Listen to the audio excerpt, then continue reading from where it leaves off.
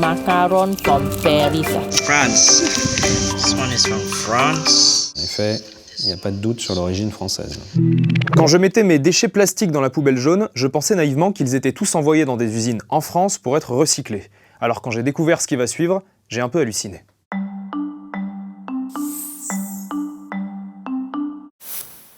Ces images ont été tournées il y a quelques jours en Malaisie, à plus de 10 000 km de Paris. On y découvre d'immenses décharges sauvages, en bord de route, dans une zone urbaine, mais aussi dans le lit d'une rivière. Cette pollution est catastrophique pour l'environnement. Mais le pire, c'est quand on regarde de plus près. D'où proviennent ces déchets? This is plastic waste from France. It's a cheese. This one is from France. This one also. Yeah, this one from France.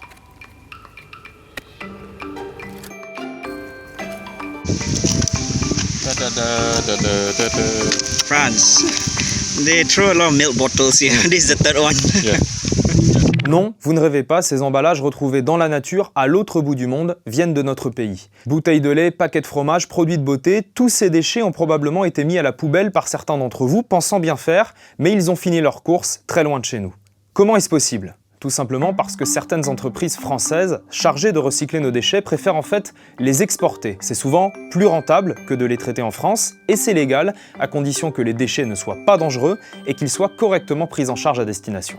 Ces images prouvent donc une faille dans le système, puisque les emballages se retrouvent tout simplement déposés illégalement dans l'environnement. Une situation insupportable pour les habitants. I feel that it's very unfair that we have to receive all this illegal waste, all this illegal rubbish dumping to our hometown.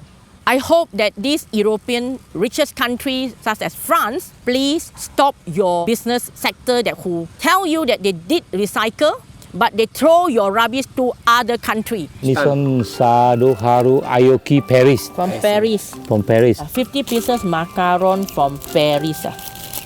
Greenpeace dénonce également ces exportations. Nous avons suivi l'un de leurs représentants en Malaisie dans une décharge sauvage.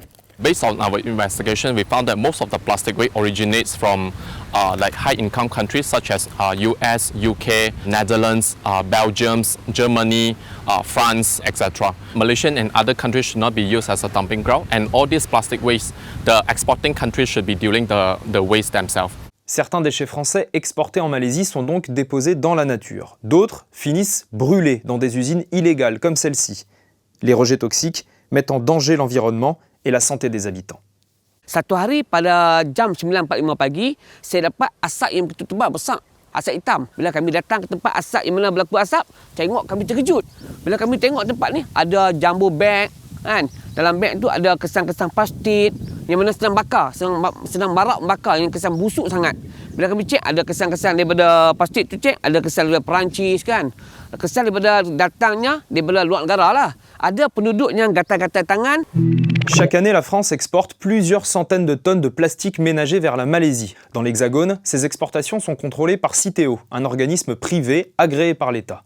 Nous les avons interrogés pour essayer de comprendre comment une telle situation était possible. Comment on explique que des déchets qui sont triés par des particuliers en France, potentiellement recyclables, se retrouvent dans la nature en Malaisie? C'est clairement une entorse à nos règles. Nous avons un système dans lequel les personnes qui reprennent ou qui négocient les tonnes de déchets plastiques doivent nous fournir un certificat de recyclage pour démontrer que ces tonnes de plastique sont recyclées en Europe ou dans des pays voisins ou dans des conditions en tout cas assimilables à celles qu'on trouve en Europe. Il y a très peu d'exportation de déchets de collecte sélective en dehors de l'Europe. On recycle à 88% en France, à 10% en Europe et simplement 2% des déchets partent dans certains cas dans des pays d'Asie. 2% de plusieurs dizaines de milliers de tonnes, ça fait quand même beaucoup de déchets.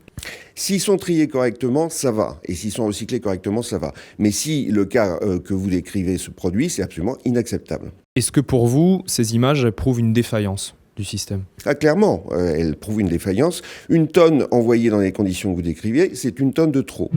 Les exportations vers la Malaisie ont considérablement augmenté depuis 2018, quand la Chine a décidé de ne plus accepter les poubelles des autres nations. Et visiblement, la coupe est pleine. Le gouvernement malaisien a annoncé que les déchets étrangers exportés illégalement seraient renvoyés dans leur pays d'origine, dont la France. Stop shipping garbage out to the developing countries. If they ship to Malaysia, we will return it back without mercy. Nous avons confronté François de Rugy, le ministre français de l'Environnement, à nos images tournées en Malaisie. En effet, il n'y a pas de doute sur l'origine française, malheureusement. Et donc ces emballages, ils sont dans la nature et les habitants, les locaux, se plaignent que ces emballages français notamment viennent polluer leurs rivières, leur environnement. On les comprend, c'est inacceptable. D'ailleurs, ce serait chez nous, on ne l'accepterait pas, donc il n'est pas question de l'accepter dans un pays lointain. Qu'est-ce que vous dites aujourd'hui aux entreprises françaises de recyclage qui exportent une partie des déchets vers la Malaisie et vers d'autres pays d'Asie sans trop se préoccuper du devenir de ces déchets sur place? Je leur dis stop.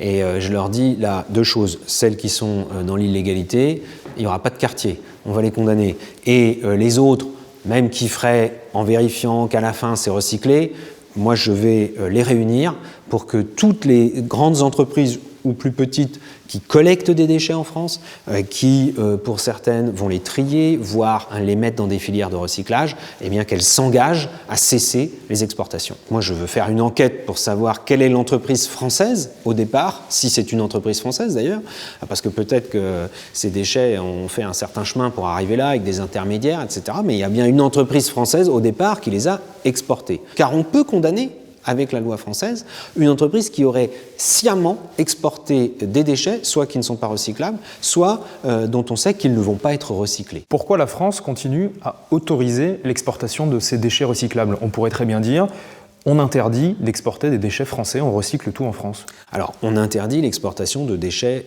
toxiques, de déchets non recyclables, parce que justement, on ne veut pas que d'autres pays soient la poubelle de la France. Et là, en l'occurrence, c'est légal. légal. Sur les déchets recyclables, c'est légal parce que c'est considéré comme une matière première. Et donc ça, c'est les règles commerciales internationales. Moi, je souhaite qu'à l'échelle européenne, on se donne comme règle que nos déchets, on les recycle en Europe. Je souhaiterais qu'au niveau européen, l'on mette des clauses qui, sauf exception, soient vraiment nos déchets, nous les traitons dans nos pays européens. Impossible pour l'instant d'identifier les entreprises françaises qui ont exporté ces déchets. Certaines sociétés de recyclage ont accepté de nous répondre anonymement. Elles pointent du doigt des intermédiaires peu scrupuleux qui contourneraient la loi et rendraient compliquée toute traçabilité.